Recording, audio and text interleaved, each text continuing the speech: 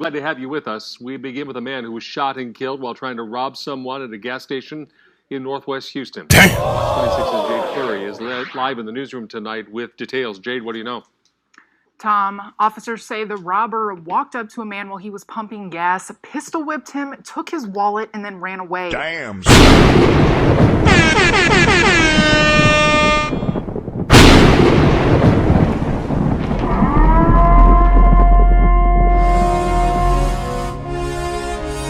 Citizen to a citizen, fool.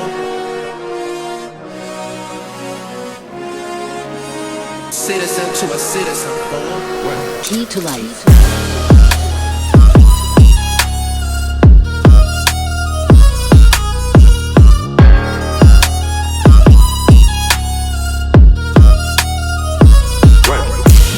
Another one. And now, our feature presentation. All right, citizens. Welcome back to another episode of Pose. This one is pretty, in my eyes, pretty cut and dry. I'm not an attorney. I'm not a law enforcement. I'm not anything legal. I just go by the words that are in the text from the North Carolina Department of Justice when it comes to justified use of deadly force. So, the guy went to a gas station, getting gas, and an assailant ran up on him and started to allegedly pistol whip him, and a bystander was present. Let me roll in the clip. Glad to have you with us. We begin with a man who was shot and killed while trying to rob someone at a gas station in Northwest Houston. Fox 26's Jade Fleury is live in the newsroom tonight with details. Jade, what do you know? Tom, officers say the robber walked up to a man while he was pumping gas, pistol whipped him, took his wallet, and then ran away. That's when a bystander who witnessed the whole thing pulled out a gun and shot the suspected robber. Surveillance video shows the moment a robbery suspect approaches a man and assaults him, demanding his belongings. A bystander who saw the assault unfold shot the robber multiple times before taking off. The suspect was pronounced dead at the hospital. I was just outside in front of my apartments, outside smoking a cigarette, and I heard like 2 gunshots go off. Some people in the area say the bystander had a valid reason to shoot the person accused of robbery, calling him a good Samaritan. Do you think this guy was justified in shooting the robber? Yeah, I think he was justified. I would justify him. We need more people like that out here, more people to protect us out here like that. Hell yeah, it's justified because he trying to protect the society. He helping people. He ain't do nothing wrong. While others believe the shooting should have never happened. I can't judge that man. Was he wrong? Probably, most likely, he absolutely was. This is what F around and find out is about. Right. There are even conflicting views on whether the shooter should have remained at the scene. When I seen and heard that he took off after he shot him, I didn't want him to get in no trouble. He just trying to protect the citizen. Police say the man that shot the robbery suspect is wanted for questioning. So far, no arrests have been made. Reporting from the newsroom, Jade Fleury, Fox 26 News. Okay, so here's the thing. We've discussed on the channel before the four elements of the law of justified self-defense. This is specific to North Carolina. Other states may vary, but let me put it up on the screen here. I'll read them really quick as I've done in the past. Citizen is legally justified in using deadly force against another if and only if the citizen actually believes deadly force is necessary to prevent an imminent threat of death, great bodily harm, or sexual assault, and the facts and circumstances prompting that belief would cause a person of ordinary firmness to believe deadly force was necessary to prevent an imminent threat of death, great bodily harm, or sexual assault, and the citizen using deadly force was not the instigator or aggressor who voluntarily provoked, entered, or continued the conflict leading to deadly force, and force used was not excessive, greater than reasonably needed to overcome the threat posed by a hostile aggressor. Now, all of these four elements, they must exist for you to use deadly force. And the same applies for the use of deadly force to intervene on behalf of another person who's being threatened, right? I'll put that up there as well. A citizen is justified in using deadly force if the third person is justified in using deadly force to defend himself, herself. There's an additional requirement. The person resorting to deadly force must reasonably believe his intervention is immediately necessary. Now, when you watch the clip, I think the first 30 seconds or 45 seconds, you hear some bystanders saying, yeah, this was absolutely justified. The guy, the good guy with the gun was justified in shooting the assailant. I'm not an attorney, I'm not a legal expert, but from the looks of the video, the assailant was in a position of retreat. Meaning running away with whatever he took off of the victim.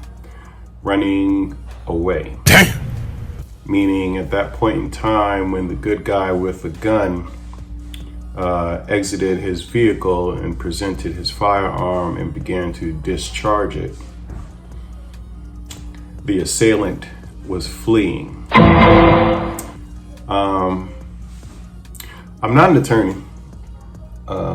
I'm just a simple concealed carry instructor, and again, I go by the text. What do I think about it?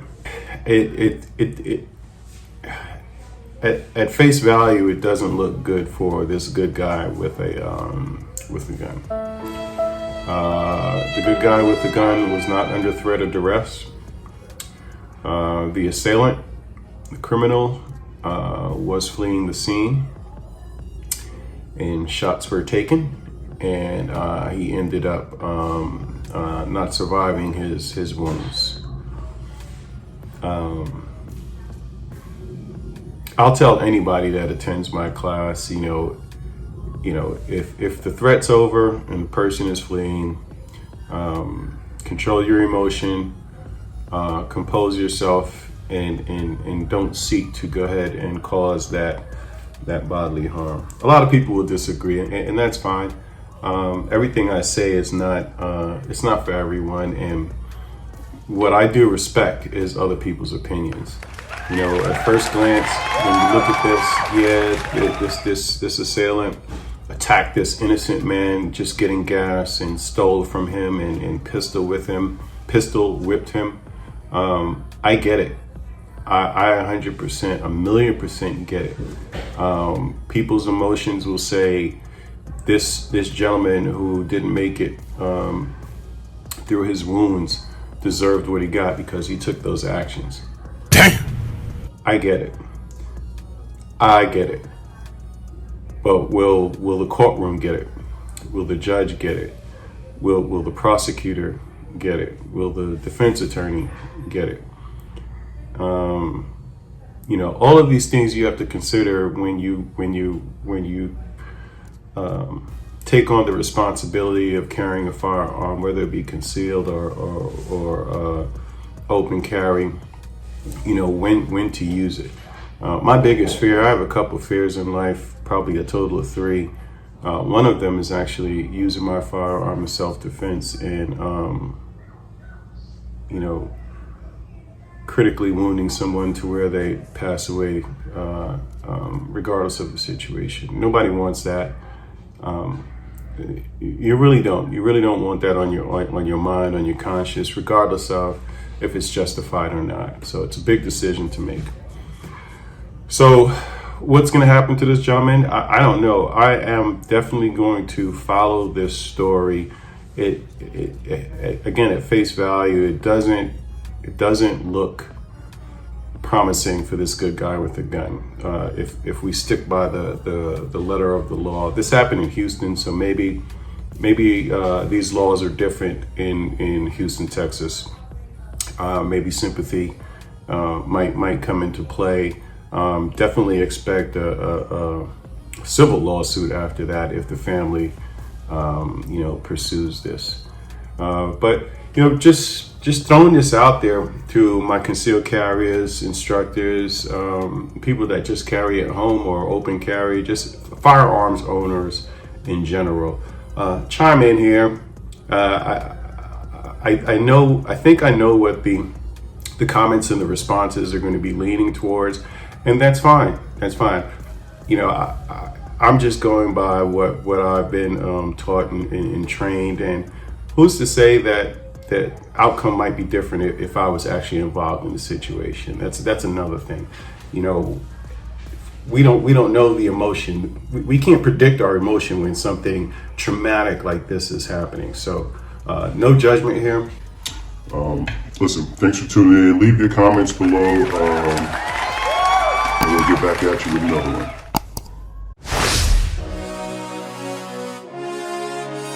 Citizen to a citizen, boy. Citizen to a citizen, boy. Key to life.